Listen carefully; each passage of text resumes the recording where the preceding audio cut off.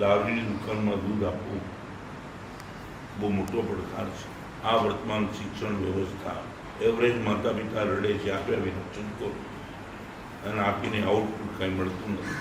એવા સડી ગયેલા કાળમાં ચારે બાજુ વિપરીત માહોલ વચ્ચે આ એક દીવાદાંડી જેવી સ્કૂલ ઊભી કરવી બહુ મોટો પડકાર છે. ધાર્યા કરતાં ઘણું સારું મળી રહ્યું છે અને એટલા માટે 1, 2, 3, 4 માટે ટોટલ 10 છે.